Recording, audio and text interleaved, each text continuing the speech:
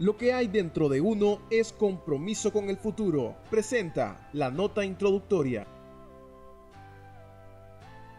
Ciudades en Asia y Europa paralizadas, Estados Unidos siguiendo el mismo camino con calles, comercios, estadios e instalaciones deportivas vacías, mientras el precio del petróleo y otras materias primas caen a nivel de décadas atrás, organismos de crédito internacional recortan expectativas de crecimiento económico y las bolsas de valores sufren fuertes caídas en todo el planeta. Además, compras alocadas en tiendas, farmacias y comercios en 3 continentes, reos amotinados en cárceles y un país entero, Italia, paralizado y de donde nadie sale si no es con un permiso especial por el terror al virus.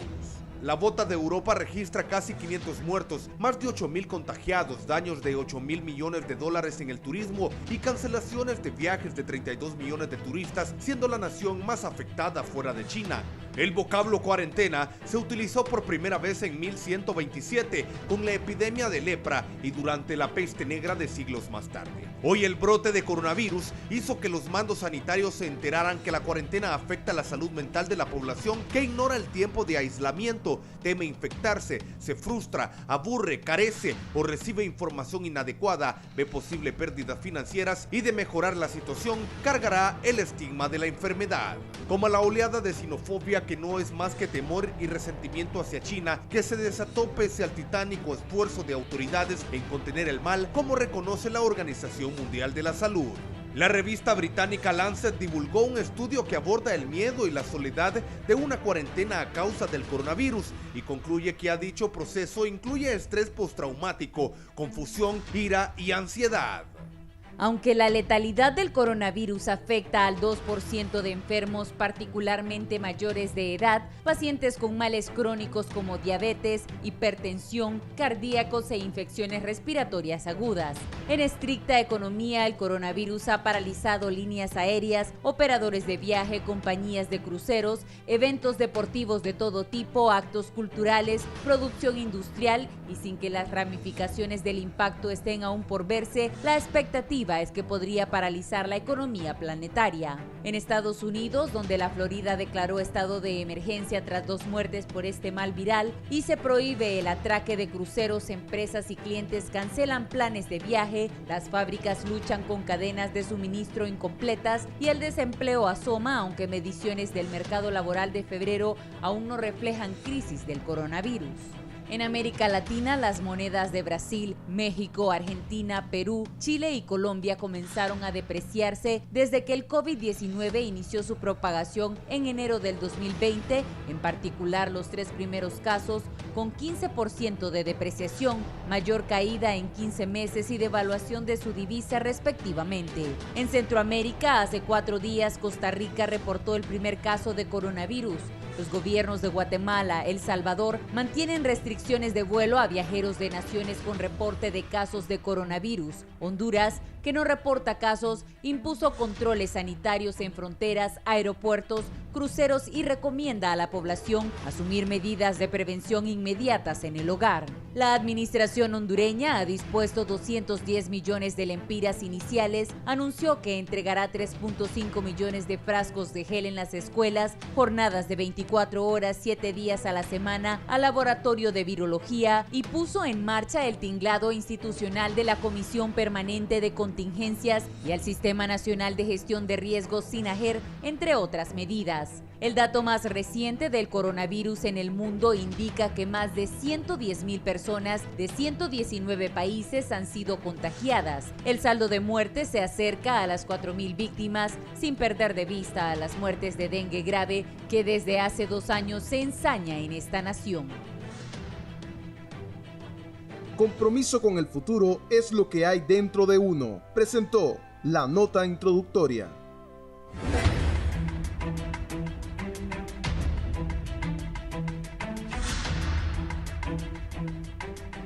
Hola, ¿qué tal están amigos televidentes? Tengan muy buenos días. Les saluda Guillermo Paz Manueles. Les doy la más cordial bienvenida a este su foro de las mañanas, la entrevista. Gracias por estar con nosotros hoy martes 10 de marzo del 2020. El coronavirus COVID-19 avanza.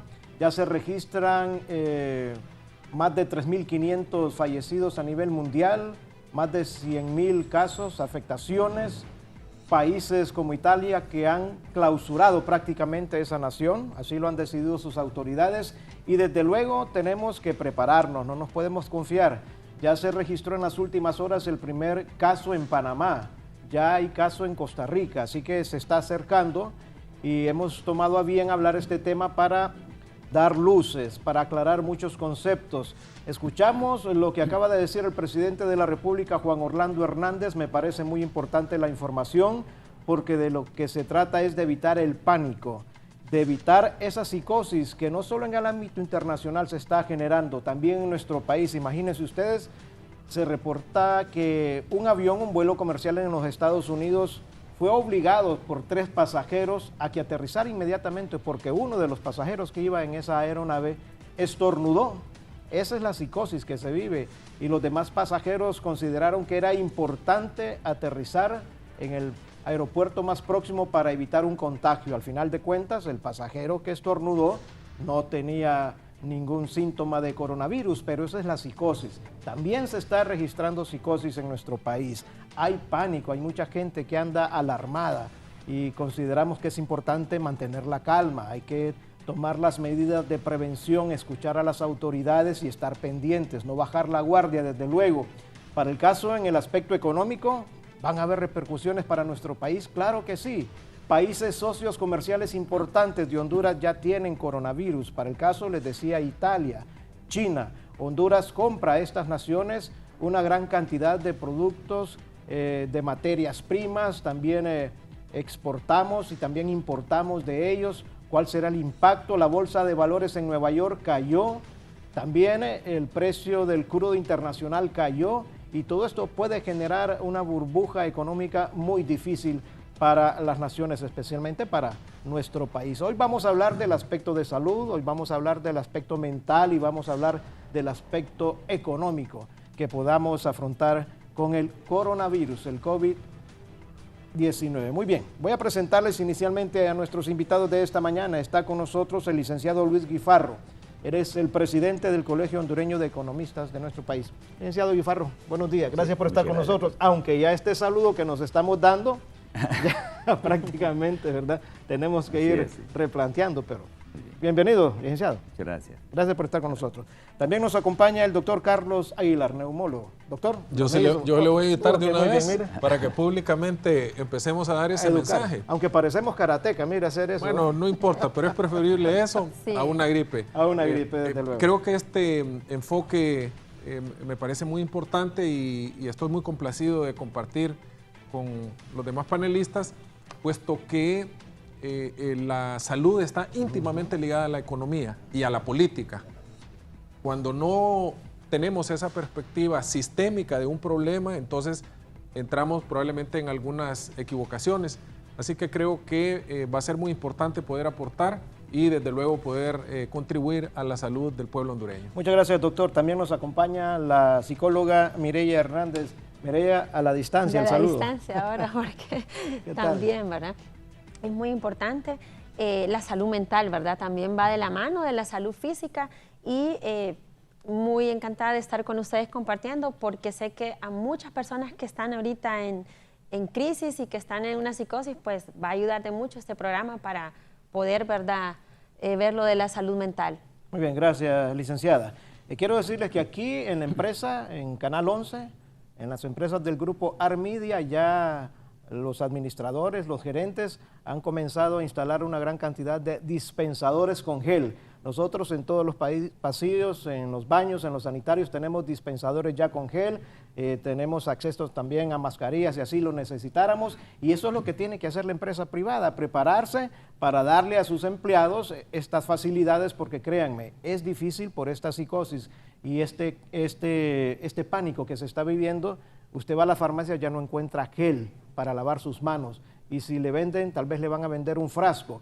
Mascarillas están escasas, y en las farmacias donde pueden encontrar usted una mascarilla ya está muy caro el precio. Entonces hay que ir facilitándole al empleado este tipo de servicios para evitar contagios, porque el trabajador está prácticamente todo el día en su centro de trabajo. Muy bien, vamos a iniciar el tema con el doctor Carlos Aguilar. ¿Por qué el coronavirus aún no se considera pandemia?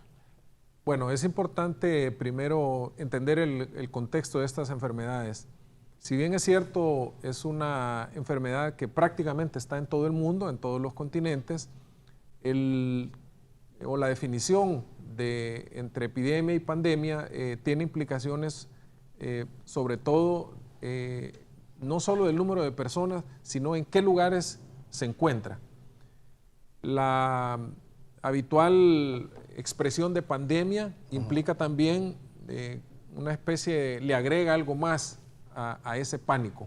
Yo creo que podemos ya hablar de pandemia, prácticamente todos los países del mundo están en alerta, Honduras no es la excepción, estamos a probablemente días o semanas de diagnosticar los primeros casos, es cuestión de tiempo, así le ha ocurrido a todos los países y Honduras también, recordábamos hace poco nos pasó lo mismo con el H1N1, empezó hace 10, 11 años, en un brote aislado en México, luego se expandió rápidamente y luego fue declarada una pandemia que al final, que esperamos que así va a suceder con el coronavirus, es un virus que se va a instalar en el mundo, vamos a convivir con él, como hemos ido haciendo a lo largo de la historia de la humanidad con diferentes enfermedades.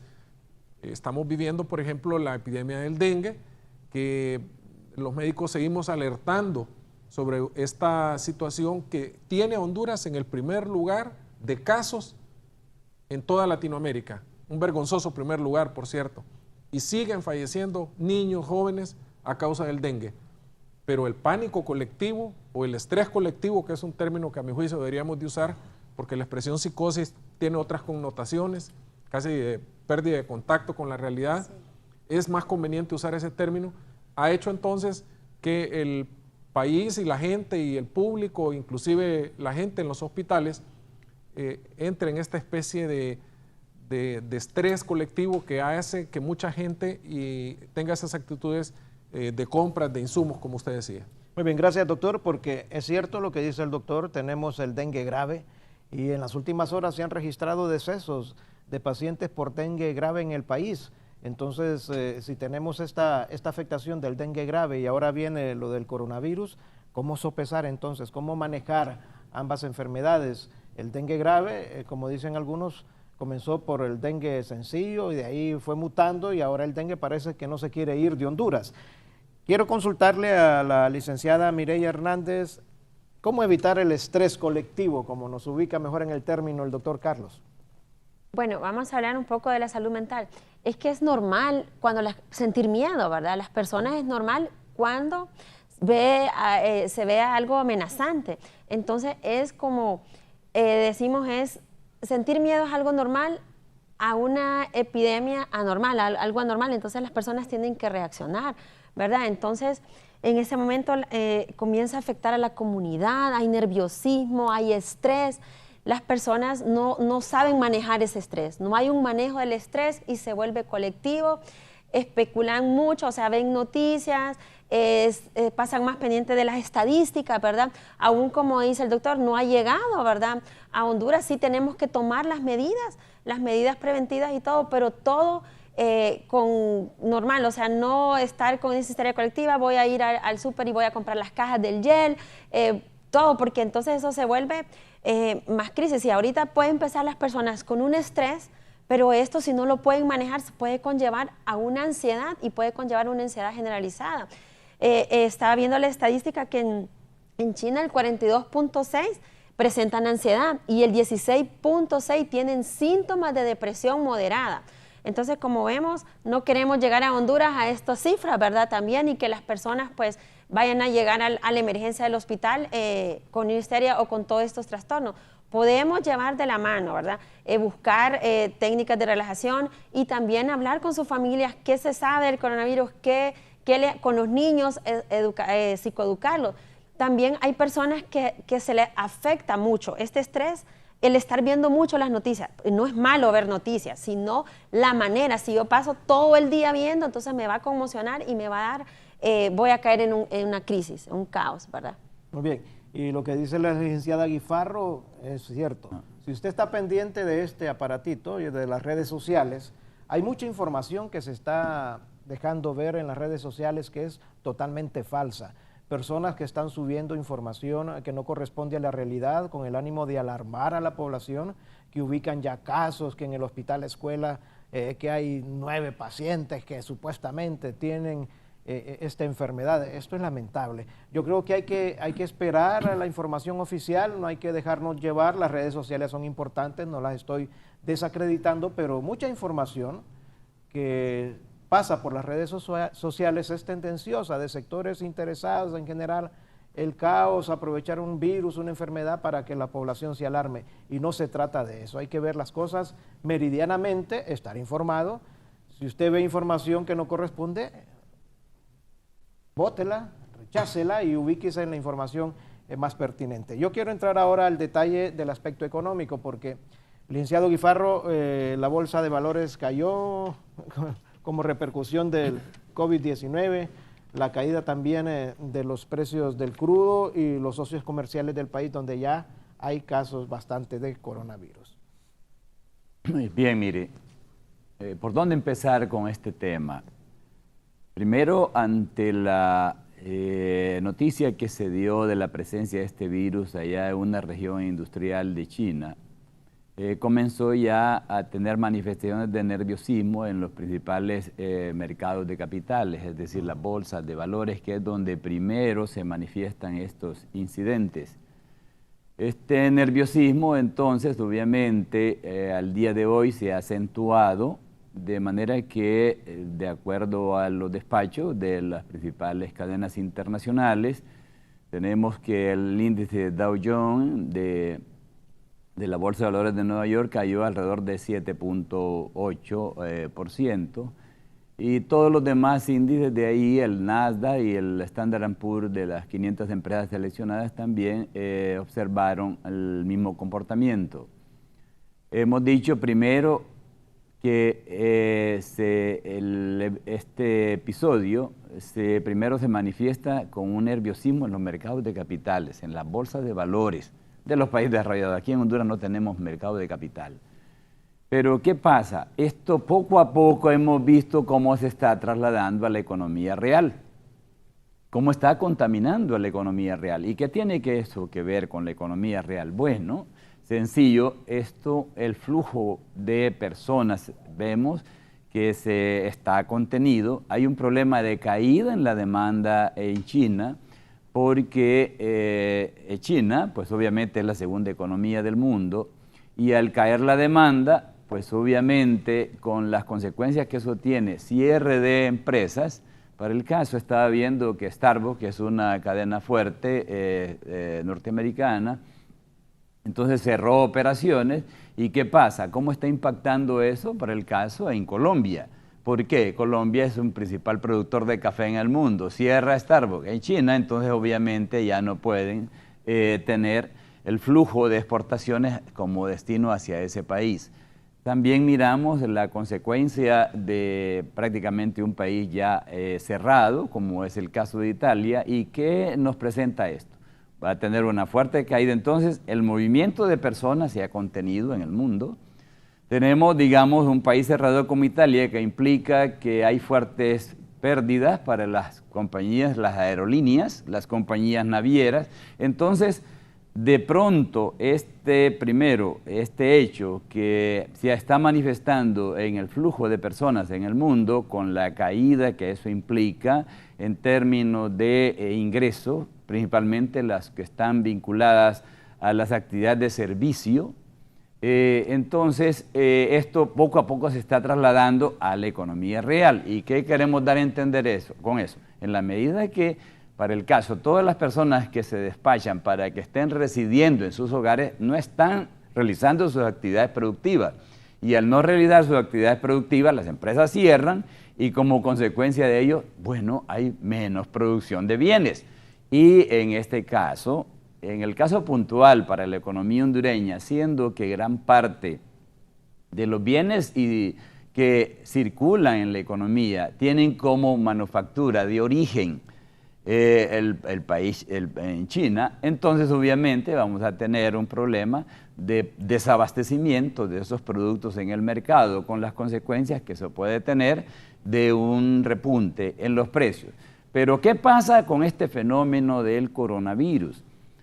Si bien, como ya digamos, primero el nerviosismo, es decir, se posicionó en los mercados de capitales, poco a poco hemos visto cómo está trasladando en la economía real, ¿verdad?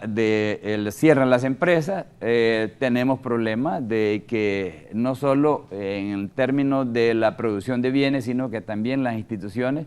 Nosotros, yo soy profesor en la universidad y el día viernes tenemos ya el primer evento de cómo prepararnos para servir clases en línea, por si eventualmente se restringe el hecho de la cátedra presencial.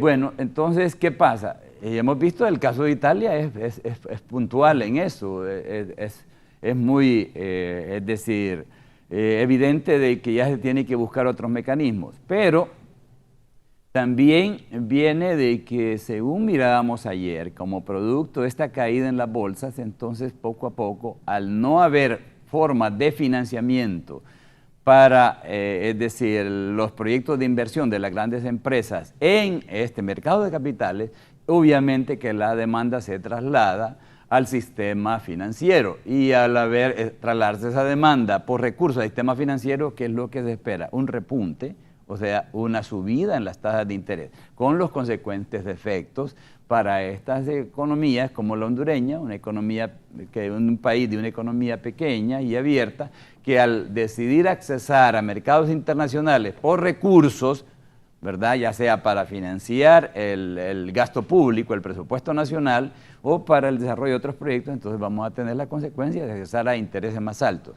Bueno, pues todo esto configura un problema que alrededor de este coronavirus, el día de ayer, también se ha asociado al tema del petróleo. Pero por ahí nosotros terminamos siendo favorecidos. Claro. Con el petróleo, pues pasa un problema de que Rusia, primer gran productor, es decir, con Arabia Saudita, que es el segundo productor en el mundo, entonces parece que hay un problema ahí de interés, no sé si geoestratégico, pero el caso es que no se pudieron poner de acuerdo en el seno de la OPEP, que es el cártel que maneja toda la producción de petróleo en el mundo, y entonces eso no pudieron ponerse de acuerdo en reducir la cuota, porque el problema del petróleo, la caída obedece a dos factores. Primero es la caída en la demanda. Al no haber mucho movimiento de personas, se consume menos combustible. ¿Y por qué? Porque las aerolíneas, todo lo que los medios que se utilizan para movilización de personas, las personas no se movilizan, por lo tanto hay caída en la demanda. Al cerrar también las empresas, cae la demanda de energía. De momento, pues, que tenemos un fenómeno de caída mundial de la demanda de petróleo. Y por eso, entonces, para evitar eso, de un descenso en los precios, pues la OPEP no se pudo poner de acuerdo por recortar la producción. Entonces, ante una caída de demanda y Arabia Saudita ha anunciado que va a producir más, entonces tenemos una situación de bajos precios mundiales del petróleo. Aparentemente, a partir del 1 de abril, entonces estaría ya probablemente se reúnan para esa fecha para ver si ya las obligaciones de los que conforman la organización de la OPEP van a seguir, es decir, manteniendo alguna estructura de precios en el mercado internacional, o si ya van a liberar esto para que cualquier país pues pasen a definir cómo va a realizar su producción de petróleo. En consecuencia, pues, son dos fenómenos. Por una parte, sí, el COVID-19 que de alguna manera va a afectar la economía hondureña, y por otro lado, también el efecto un poquito benéfico que tiene la economía hondureña, porque ya se está anunciando que quizá para la otra semana pues haya unas disminuciones en los precios de los energéticos, y en ese sentido, pues sí, ya para la economía, pues es un efecto ahí que sería positivo, que podría en alguna medida, pero no sabemos hasta dónde puede, en el caso de que ya se presentase la enfermedad en el país, cómo esto puede tener un efecto, porque ya no se puede analizar desde el punto de vista económico la pérdida de una vida.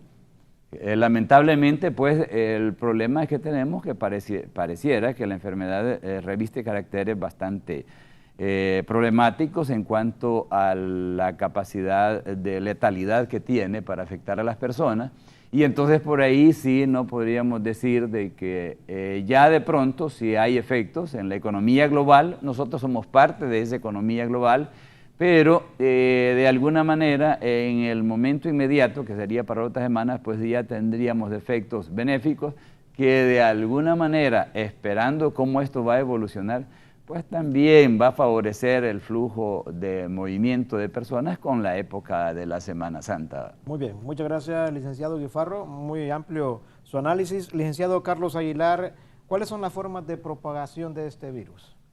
Bueno, es un virus que ya está demostrado que se transmite fundamentalmente por dos vías. Una, que es la más importante, a través de la exposición de gotitas de saliva que expulsamos al momento de toser o estornudar, o en las secreciones nasales. Es una enfermedad que da muchos síntomas respiratorios fundamentalmente.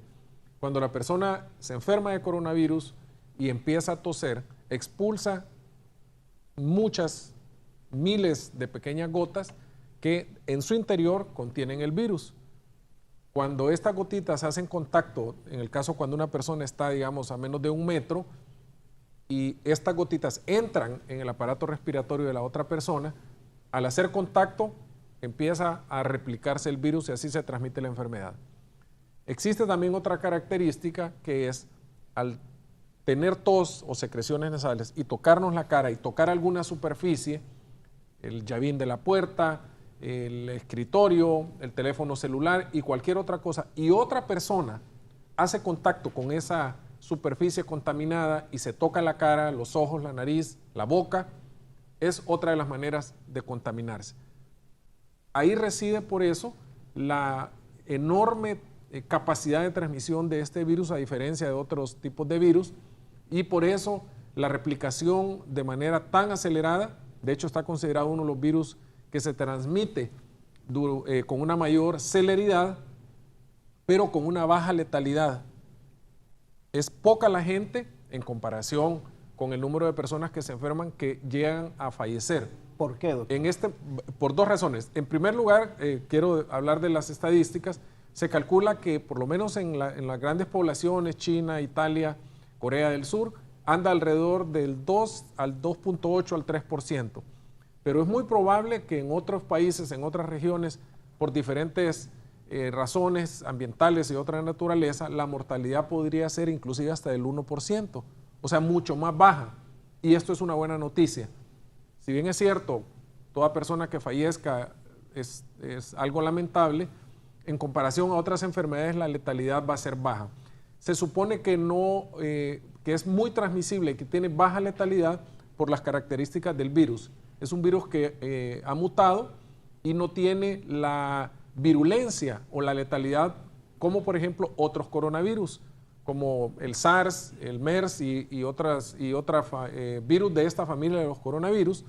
Y esto, en cierta manera, debería de darnos esa perspectiva en el momento de tomar las medidas. Por ejemplo, se ha hablado acá, y en la introducción usted lo decía, todas las personas que se enfermen de coronavirus deben de quedarse en la casa, y van a ser muy pocas personas las que deberán terminar hospitalizadas, y ojalá que mucho menos más todavía en las unidades de cuidados críticos, porque estos pacientes generalmente tienen un mal pronóstico. Por eso las medidas de prevención en este momento son muy, pero muy importantes para que vayamos acostumbrándonos e implementando esas medidas de las cuales vamos a hablar, porque creo yo que ahí probablemente en un país como el nuestro, con un sistema de salud precario, con una gobernanza en general dispersa, con muchos problemas de orden estructural, poco acceso al agua, baja educación, un sistema hospitalario obsoleto, calamitoso, la posibilidad de tener graves consecuencias son realmente muy elevadas. Muy bien, gracias doctor Carlos Aguilar. Ya venimos con la licenciada Mireya Hernández. Vamos a hacer una breve pausa comercial porque estas implicaciones, no solo económicas, en el ámbito de salud, también educativas. Para el caso de España, ha cerrado las clases a todos los niveles educativos por 15 días.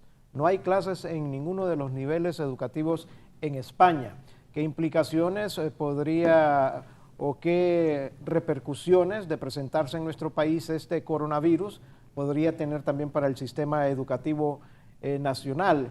Porque de lo que se trata, como dice el doctor Carlos Aguilar, es de aislar a la persona, de que se quede en su casa para establecer cómo se va desarrollando y evitar que se contagie con alguna otra persona que sí porta el coronavirus. Y yo le quiero consultar cuando regresemos a la licenciada Mireya, cómo debemos preparar entonces en la familia, mentalmente, psicológicamente, a nuestros hijos que van a la escuela, nosotros como padres de familia, cómo debemos de estar preparados también para que se mantenga la salud mental en la familia y evitar también este estrés colectivo. Muy bien, vamos a la pausa, ya regresamos en la entrevista.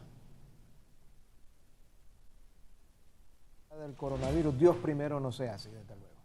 Bueno, si se le da un buen manejo, ¿verdad?, a lo de la salud mental, también va a haber un buen manejo de su bienestar emocional, porque si usted está bien emocionalmente y hay una salud mental, podrá también conllevar lo de la enfermedad, ¿verdad? Va de la mano, porque se le ha dado mucho aspecto en lo que es en lo físico, en lo económico, pero también el aspecto mental en estos momentos, ¿verdad? Para que en el futuro estas personas no tengan un estrés postraumático, problemas de adaptación y también muchas enfermedades psicosomáticas.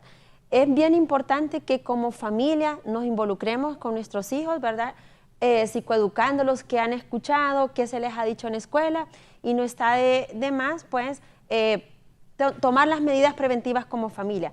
También con esto, tomar como familia, usted sabe que uno de los factores protectores es la familia, la iglesia, ¿verdad? Que a veces dejamos, no dejamos de la mano. Y es muy bueno el apoyo que se dé como familia. Eso también va a influir mucho para que las personas puedan sobrellevar, no caer en el caos, tener empatía con las personas. Porque, ¿qué pasa? Estaba viendo el día que la señora la llevaron al hospital y las mismas personas gritaban, mátela. Entonces, eso hay que ser empático y no tener ese estigma. Entonces, también buscar maneras de cómo sobrellevar el estrés. Y también si ve que la persona está afectada emocionalmente, que ya es una ansiedad generalizada, que ya es un miedo, que ya está afectando, trastorno del sueño, ¿verdad? Todo eso, entonces, buscar la ayuda de un profesional para que le pueda ayudar. Con nuestros niños, ¿cómo tenemos que prepararlos? En las escuelas, licenciada, en los colegios, este tema del bullying es muy constante. No me imagino un pequeño que esté en aula, de pronto estornuda, tose y sus compañeritos tienen acciones en contra de él. Claro, es que no toda la persona que tiene una gripe y una tos es que tiene coronavirus, ¿verdad? Entonces, las personas ya lo ven estornudar y ya como que se aíslan o hay un aislamiento social, se quitan. Bueno, vemos que hasta los saludos ya no es de abrazo ni nada. Entonces, los niños son los más vulnerables, ¿verdad?, a sufrir lo que es el bullying en las escuelas. Bueno, con los padres, ¿verdad?, como hablamos en nuestras cámaras con el doctor, si un niño tiene gripe y tos, entonces mejor dejarlo en casa y no mandarlo a la escuela. Muy bien, gracias, licenciada. El licenciado Luis Guifarro, adelantándonos en el tiempo, si entra el coronavirus y se da esto del cierre de empresas, de centros de trabajo, porque hay que aislar a los empleados para evitar el contagio, ¿qué repercusiones tendría para el país? Bueno, mire, se ha dicho para el caso de que China, que es la segunda economía del mundo, ante esta situación probablemente tenga una caída de su Producto Interno alrededor de 1.2 a 1.6. Es decir, muy probablemente la economía mundial va a tener ese impacto recesivo de su actividad económica y se ha más considerado que puede andar alrededor de un 0.6% de caída del Producto Interno Bruto a nivel mundial. Y particularmente entonces en la economía nuestra, ante una situación en que eventualmente ya tengamos instalado aquí el virus, obviamente las medidas que se tomarían es evitar, pues obviamente la reunión de muchas personas. Recordemos, solo usted analice las actividades que se dan en una maquila.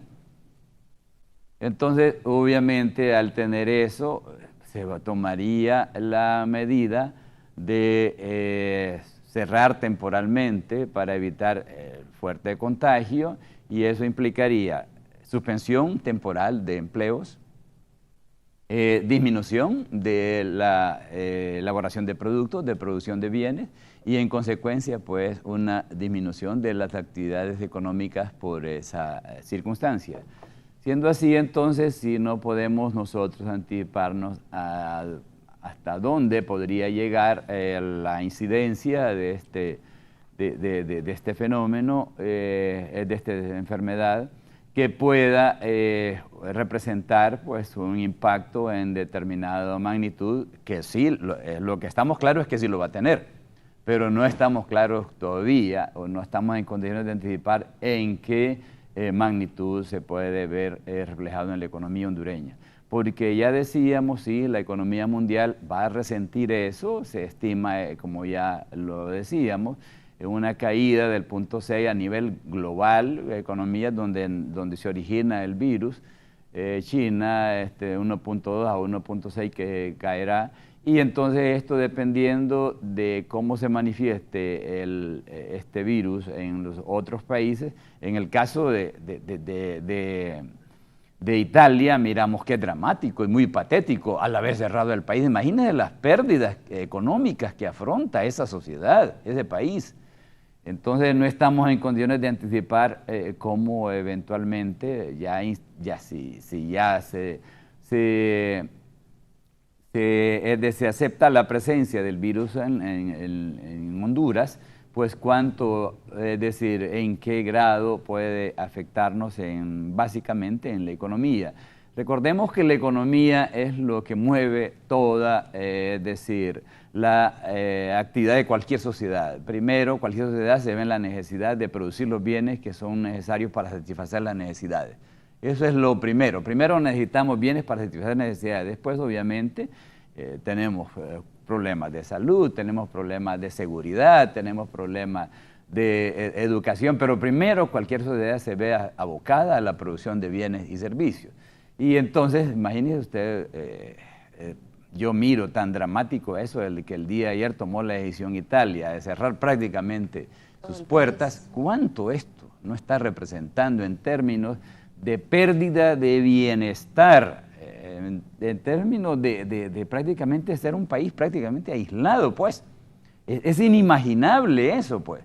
Obviamente que llegar a esos extremos en países como el nuestro, pues sería prácticamente, como dicen, la muerte para una economía y para una sociedad tan débil, y desde el punto de vista estructural y del tamaño de su economía, que eso siquiera podamos imaginarlo.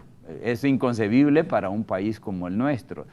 Y obviamente, como nosotros tenemos una economía pequeña y abierta, pues se va a resentir primero en el precio de algunos bienes que ya se van a escasear en la economía hondureña, y al escasearse, obviamente, vamos a tener precios más altos, y consecuentemente, pues en la medida en que usted tiene una economía precios más altos, eso implica pérdida de bienestar para la población, porque tiene que disponer mayor ingreso para adquirir algunos bienes que son necesarios.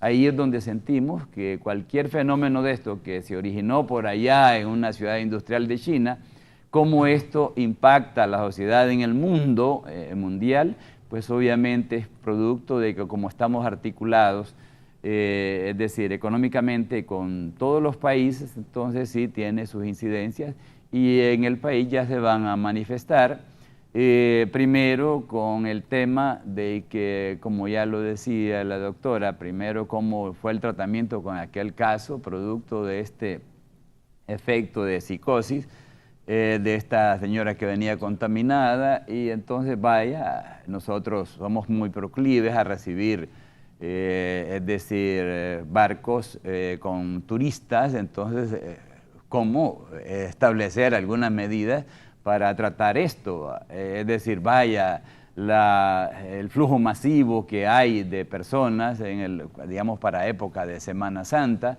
En Europa ya los eventos públicos se hacen a puertas cerradas, como ir a un estadio. Entonces, para países como los nuestros, con economías muy pequeñas, sí va a tener efectos muy dramáticos en el caso de que una vez ya que esté presente el virus aquí, pues ver cuál sería la incidencia. Si ya miramos que tenemos mucha precariedad para poder manejar prácticamente un virus que ya es endémico, como es el dengue, que dicho sea de paso es vergonzoso lo que pasa en el país referente a cómo se manejan las prácticas para poder combatirlo. Yo he estado en otros países y es increíble las medidas que se toman de prevención para evitar esto del dengue clásico. Y bueno, en nuestro país es increíble que tengamos el número 1 en mortalidad por este virus. Y en consecuencia, pues sí, de momento podríamos decir que ante el hecho de que, por eso decíamos al inicio, que primero comenzó como un nerviosismo del que se posicionó en los mercados de capitales, pero después vemos cómo eso se está trasladando a la economía real. Y sí estamos en una situación en que no podemos prever cuál sería la incidencia para el país ya instalado el virus. Muy bien, gracias, licenciado Guifarro.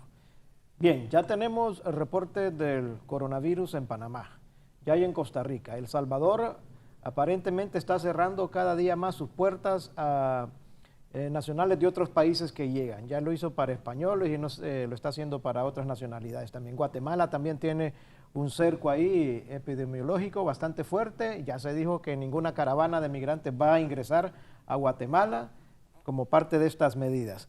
Yo quiero consultarle al doctor Carlos Aguilar con esa sinceridad que le caracteriza al doctor y también con la capacidad que tiene como neumólogo. Doctor, ¿será inevitable, sí o no, el ingreso del coronavirus a Honduras? Quiero que usted me diga sinceramente aquí frente al pueblo y que también me diga, de ingresar el coronavirus, de confirmarse el primer caso, cuáles son las medidas, cuáles son cada uno de los detalles que tenemos que vigilar para evitar un contagio masivo. Bueno, voy a tratar de mantener el equilibrio entre predecir el futuro y la realidad. Es inevitable que el virus llegue a Honduras. Se pueden tomar todas las medidas que inclusive países cercanos se están tomando, como El Salvador, como otros países, y el virus va a ingresar. Y es muy sencilla la explicación. Simplemente pensemos la cantidad de fronteras que tiene Honduras con los demás países. Tenemos muchas fronteras marítimas, aéreas, terrestres, y las características de la propagación de este virus, que yo creo que estamos ya en una pandemia, porque estamos ante la presencia del virus prácticamente en todo el mundo. Lo único que no se han diagnosticado los casos. Es inevitable. Yo a veces escucho expresiones y las entiendo cuando decimos le rogamos a Dios que no entre, pero siendo realistas es más importante pedir ayuda para prepararnos, no para creer que no va a ingresar. Entonces sí va a ingresar. El momento en que se diagnostica el primer caso tiene varias implicaciones. Lo primero es continuar con la transparencia en la transmisión o en la información de los datos que las autoridades, en este caso la Secretaría de Salud, está brindando. Hemos tenido acceso y hemos conversado con las más altas autoridades y hemos ofrecido también nuestro apoyo en carácter como médicos, como conocedores de este tema, para acompañar a la Secretaría de Salud en las decisiones que tome y poder hacer las medidas más importantes. Número 1 son las medidas de prevención. Se tiene que insistir en ese lavado de manos, se tiene que insistir en que los niños o los jóvenes o los adultos mayores se queden en casa cuando tengan síntomas de gripe. Es importantísimo quedarse en casa. Y aquí quiero aprovechar para dar otra de las indicaciones y otra de las medidas más importantes. Si ya sabemos que los adultos mayores que tienen enfermedades coadyuvantes como diabetes, como hipertensión, como enfermedades del corazón, del riñón, personas con cáncer, ya sabemos que esas son las que corren más riesgo de poder fallecer. Entonces, esas personas les tenemos que garantizar, primero, que tengan suficiente número de medicamentos, que tengan medicinas. Todos los días escuchamos noticias por los medios de comunicación del desabastecimiento de fármacos en los hospitales, en el Seguro Social y en todo el sistema hospitalario de la Secretaría de Salud. Entonces, este es un momento oportuno, muy oportuno, para que estas personas tengan los medicamentos disponibles en su casa. Muchas veces las citas, por muchas razones, les dan cita en 6 meses. ¿Qué está pasando, por ejemplo, en una persona que en este momento es diabético, por ejemplo, y su medicina se le va a acabar en 1 mes? Esta persona ya debería de tener previsto qué va a pasar en los próximos meses con sus medicamentos. Tiene que tener la certeza que los va a tener. Porque en la medida que tenga sus medicamentos y tenga controlada su diabetes, su hipertensión, menos posibilidades va a tener, si es que se llegase a enfermar de coronavirus, de terminar hospitalizado y con otras complicaciones más graves. Segunda medida, mantener los hospitales en la medida de lo posible con el equipo necesario. Hemos hecho solicitudes desde hace semanas.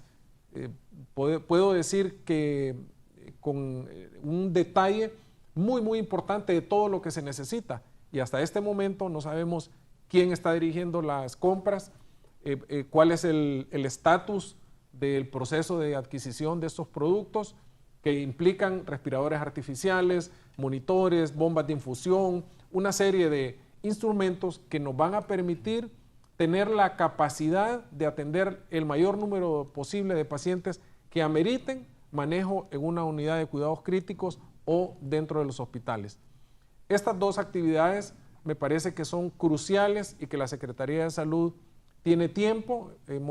Tenemos la dicha de tener todavía muchas semanas para seguirnos preparando para atender estos. Y la tercera medida que me parece también muy importante es buscar los mecanismos necesarios para que la gente tenga la posibilidad de acceder al agua para limpiarse las manos. Es que es muy fácil, Guillermo, a veces decir, usted lávese las manos, usted jabón. ¿Qué agua? Si a veces ni en las escuelas hay servicios sanitarios, agua para los niños. Entonces, a veces damos medidas que son inalcanzables. Escuchaba yo en la conferencia de prensa de las autoridades que se va a entregar cientos de miles de botes de gel a las escuelas, y los hospitales, y los centros de salud, y la gente que vive en las colonias que están en los cerros de Tegucigalpa donde no hay agua, donde es prioritario para ellos el agua para comer. Yo me imagino a esa gente gastando el agua para lavarse las manos, cuando un barril de agua vale un ojo de la cara para ellos. Tenemos que encontrar esos mecanismos, porque aún en muchos lugares, en Tegucigalpa, en los centros comerciales, a veces no hay agua. Ayer tuve la oportunidad de estar en un hospital privado de aquí de Tegucigalpa, un hospital muy pequeño, por cierto, donde el hospital no tenía agua para lavarse las manos. Un hospital, porque no hay agua en la capital. Entonces, es un problema sistémico que hay que verlo de manera integral para poder entender que si tenemos un sistema de salud precario, ahora imaginémonos todas esas otras vertientes, la económica, que va a tener un impacto. Yo quiero aprovechar para preguntarle a mi compañero panelista acá si se prevé una caída del crecimiento de la economía en Honduras, porque esto va a tener un enorme impacto en el desarrollo social de nuestro país. Si tenemos un menor crecimiento, ¿qué va a pasar? Menos inversión en los programas sociales. Menos inversión en los programas sociales implica menos educación, menos salud, más desarrollo, menos desarrollo y más pobreza. Muy bien, gracias, doctor Carlos Aguilar. Yo veo que usted hace énfasis bastante en el aislamiento. ¿Por qué? Efectivamente, el aislamiento o la autocuarentena, y quiero aprovechar algo para explicarlo, cuarentena no es igual a 40. Es una expresión de origen latín que tiene un significado histórico. La cuarentena quiere decir, es un término epidemiológico que se ha adaptado, que quiere decir aislarse. El aislamiento es muy importante porque al quedarse la persona enferma en casa, esto hace que las demás personas en su lugar de trabajo, en la escuela, en el colegio, no se contagien. Pero cuidado, que se pueden contagiar los de casa. De hecho, muchos casos en países vecinos se han empezado a propagar cuando un enfermo en casa se enfermó al hermano, al papá, a los primos, y esto fue dispersando la enfermedad. Por eso, la persona que se diagnostique con coronavirus o con cualquier otro tipo de gripe y se quede en casa, hay que ponerle una mascarilla al enfermo, no a los demás. Y el enfermo tiene que estar no solo en su habitación, sino que las demás personas tienen que tener un extremo cuidado, justamente en lo que hemos estado diciendo. ¿Por cuánto tiempo tiene que estar el paciente aislado? 2 semanas es lo que se está recomendando. 15 días. 15 días. 15 días, que es el periodo en que se supone que la enfermedad deja de ser ya contagiosa y que el peligro en este tiempo ya está prácticamente superado. Si en el transcurso de esos 15 días del autoaislamiento empiezan síntomas de mayor gravedad, como una sensación importante de falta de aire, se tiene que ir al hospital. Y aquí, Guillermo, me voy a permitir también dar otra recomendación. Si usted tiene síntomas de gripe, pero no se siente tan enfermo, no vaya al hospital, quédese en la casa, tome líquidos, tome acetaminofén y atento al desarrollo de cualquier otra enfermedad. Porque muchos de estos pacientes a veces tienen gripe, van a las consultas externas de los hospitales o a las emergencias, son lugares cerrados, poca ventilación, empiezan a toser, tener contacto con otros pacientes y se enferman. Todas las personas que están a su alrededor.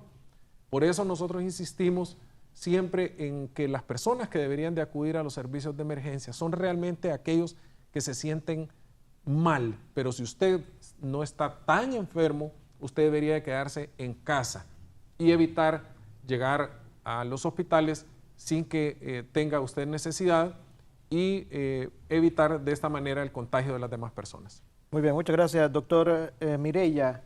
En el aspecto laboral, ¿qué recomendaciones daría usted a los gerentes, a los jefes de personal, cómo irnos preparando? Si se va a dar o se va a confirmar el primer caso, Dios quiera que no, voy a decirlo como lo decimos de buena fe como cristianos, la mayor parte de los hondureños, Dios primero no ingrese ningún caso de coronavirus a nuestro país, pero siendo pragmático será inevitable. ¿Cómo se debe de preparar el entorno laboral con los empleados? ¿Qué facilidades? El aspecto también del aislamiento. Y vemos que la salud mental es el bienestar tanto físico como emocional, ¿verdad?, de la persona.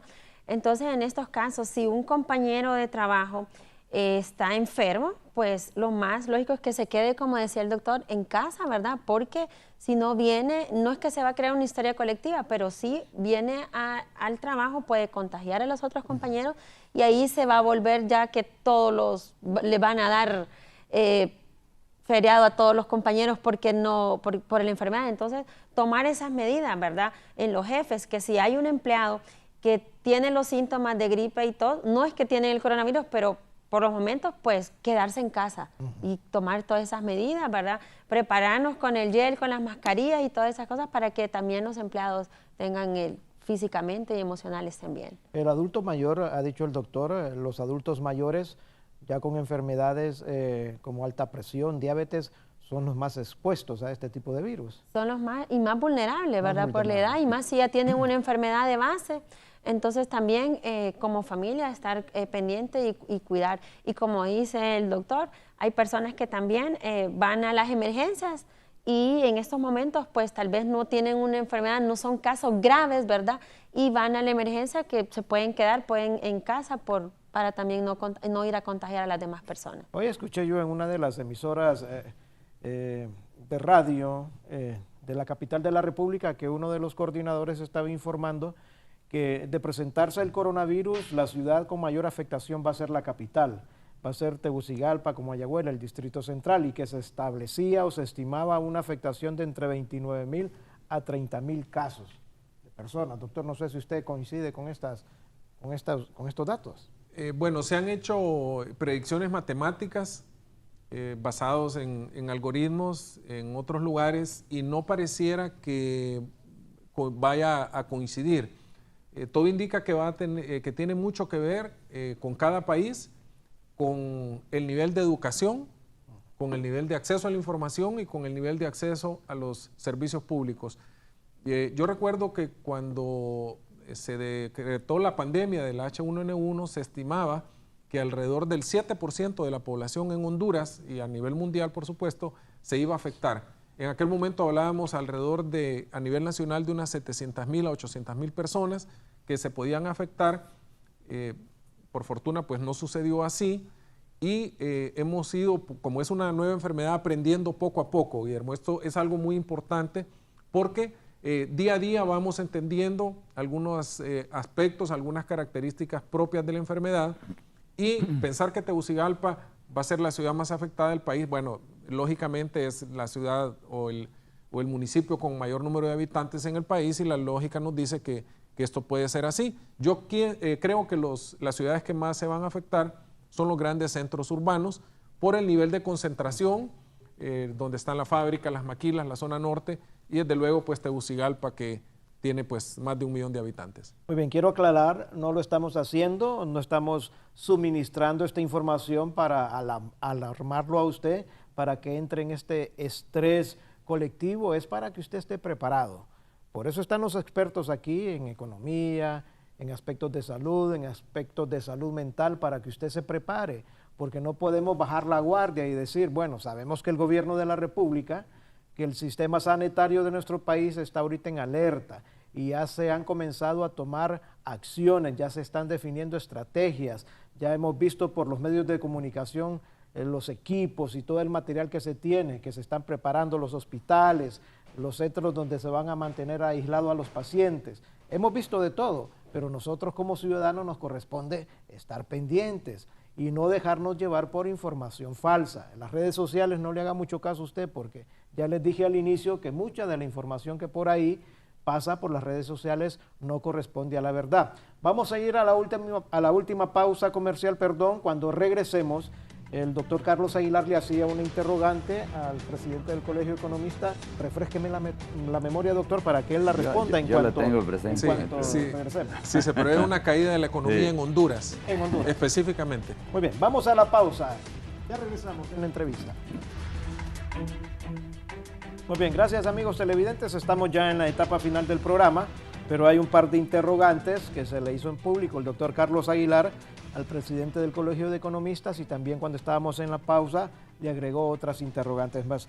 Así que, licenciado Guifarro, con usted. Bien, mire, todo lo que estamos aquí platicando y lo que hemos dicho en el programa es que estamos hablando a base de supuestos, porque todavía pues no tenemos el virus acá según la declaración oficial. Y por lo tanto, pues no podemos medir hasta qué grado puede representar la incidencia de la presencia del virus en la economía. Pero a título de ejemplo, voy a decir lo siguiente. Si esto llegase a representar una disminución producto de que eventualmente usted tenga cierre de fábricas, tenga, digamos, menos flujo de personas, digamos que nos caiga el turismo, porque al tener la presencia del virus aquí, pues obviamente se va a contener el flujo de turistas que vamos a recibir. Es en el sector de servicios, pero digamos, si esto llega a representar, como decíamos, si el cierre de empresas por las medidas de prevención, entonces, y esto finalmente se traduce en una pérdida, en una caída de un 1%, por decirlo así, del Producto Interno de la economía hondureña. Recordemos que el Producto Interno de Honduras anda alrededor de los 600,000 millones de lempiras. Y si esto perdemos un 1%, esto representaría alrededor de unos 6,000 millones de lempiras. De manera pues que ahí ya estaríamos en presencia de medir el bienestar que estaríamos sacrificando para la sociedad hondureña en términos de pérdida de bienestar. Y eso implica pues obviamente al que al cerrarse temporalmente las empresas como medidas de prevención, se suspenden los sueldos y los salarios que se le pagan al trabajador. Y esto entonces, ahí ya tenemos un primer impacto de que al disminuir el ingreso, pues ya representa menos bienestar para la sociedad hondureña. Y no digamos la prestación que como Estado debe realizarse en términos de los bienes públicos, la salud, la educación, seguridad ciudadana, etcétera, etcétera. Entonces, obviamente, al caer la actividad económica, pues obviamente es menos impuestos que va a captar el Estado y por lo tanto al haber menos ingresos pues se resiente toda la prestación de los bienes públicos que tiene que proporcionar el Estado. Eso es lo que en términos de resumirlo es una pérdida de bienestar. Cuando hablamos de que el Producto Interno de cualquier país cae, eso representa pérdida del bienestar de la población. En términos de puestos de trabajo que se pierden, caída del ingreso, menor capacidad para adquirir los bienes que son necesarios para satisfacer las necesidades de la población. Si no miremos el impacto que está teniendo, digamos, en el fenómeno migratorio, que como producto de que no encuentra esta población que migra las posibilidades de mejorar su condición de vida en el país, entonces, por una parte eso y por otra parte por el tema de la seguridad. ¿Me permite hacerle una pregunta que está hablando tan puntual? ¿Qué le recomendaría usted al gobierno, licenciado? Si se prevé que pueda caer la economía, el crecimiento, ¿qué debería hacer el Estado en este momento en términos financieros? Bueno, mire, es decir, ya el presupuesto está aprobado, que son alrededor de 282,000 y poquito más de millones de lempiras. Es decir, para poder contener una epidemia como esto, el Estado, el gobierno, pues obviamente va a ver en la necesidad de solicitar ampliaciones de partidas presupuestarias para el equipamiento, en primer lugar, de la atención en la red hospitalaria pública. Eso en primer lugar. Entonces eso implica, es decir, solicitud de ampliación de partidas presupuestarias de ese presupuesto que ya está aprobado. Eso por la parte del gobierno y eso implicaría, como no habrá ingreso, entonces ampliar la deuda pública. O sea, se tendría que incurrir en mayor deuda porque probablemente el Estado se va a ver en la necesidad de utilizar esos recursos y esos recursos no están disponibles, sino que tiene que ser por el lado del endeudamiento. Eso por una parte. ¿Se puede tomar dinero del tazón, por ejemplo? No, si es que el tazón usted ya lo tiene, es cifras negativas. Ese es el problema, ¿de dónde va a tomar recursos del tazón? Si ya está en cifras negativas. De acuerdo con lo que han dicho, que se maneja bajo un régimen de fideicomiso y entonces ahí ya no hay recursos por el tazón. De manera que si usted tiene, solo por el lado del gobierno, problema de que tiene que abastecer la red hospitalaria y todo lo que eso va a implicar, entonces, y no hay recursos, entonces tiene que solicitarse ampliación de partidas presupuestarias. Y esos recursos se va a tener que incrementar deuda pública, con los efectos que ya tiene eso, que tenemos que pagar más de 42,000 millones por el servicio de deuda. Eso por una parte, pero por otra parte también es en la economía hondureña, el 30% lo representa la actividad que realiza el gobierno y el 70% es la actividad privada. Entonces el problema donde vamos a tener mayor impacto es en la actividad privada.